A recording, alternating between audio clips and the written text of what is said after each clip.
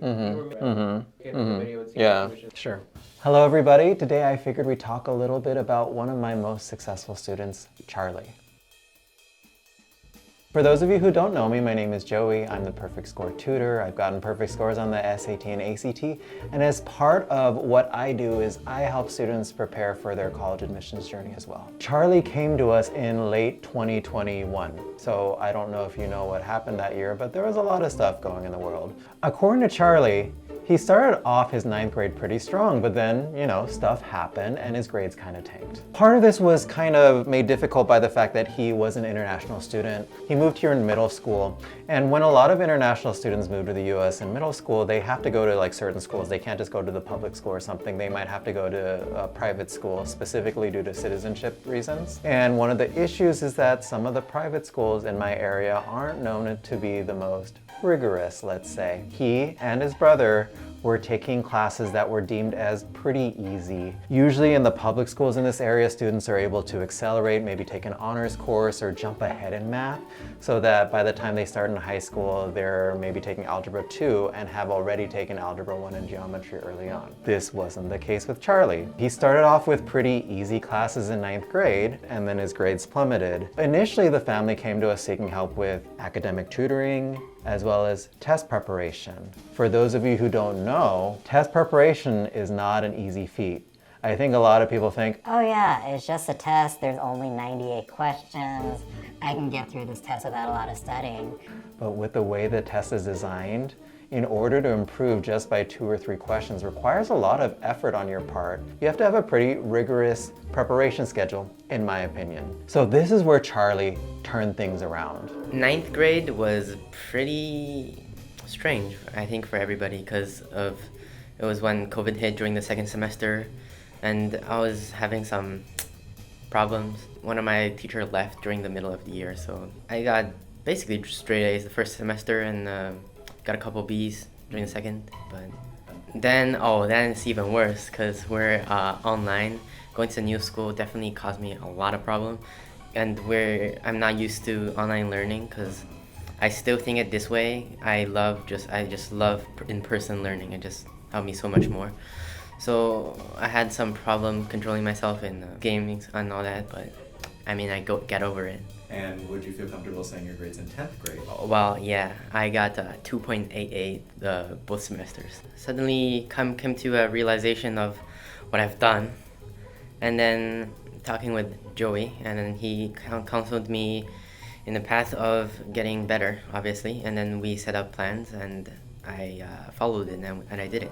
As you can hear, right, he suddenly had something change in his mindset. So he came in regularly, he asked for help, and I will say that he did probably the most practice tests out of almost all my students. So we had to put together a rigorous plan for him. We had him come in multiple times a week just to make sure that he was getting his work done. And then we also had him come in on weekends to do practice exams. This kid did over 30 practice exams, which is pretty commendable. This is not something that I would recommend for most students. Most of our students take anywhere from like 4 to 6, sometimes 10 practice exams. But if you're as committed as he is, then you're gonna do 30. He started off at 1330 and then ended up with a highest composite of 1530 and a super score of 1550. So then with this kid, right, he started off with a really, really low GPA. He worked hard and turned it around to straight A's. In fact, because he already had a pretty strong foundation, he was able to accelerate in some courses and take AP classes, even though that wasn't in his academic record. So this required a lot of time, energy, and commitment on his part. Then came in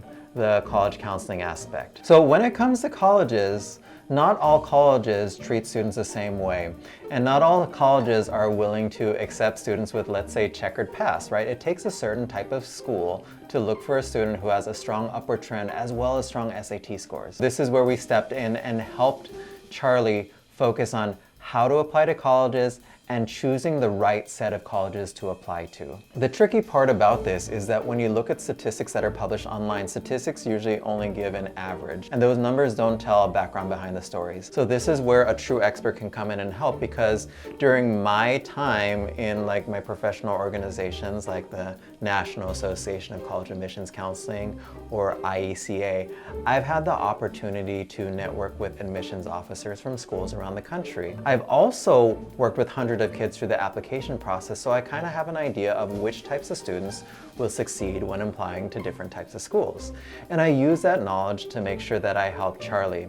So he applied to certain schools using his upward trend academic transcript as well as his stellar SAT score.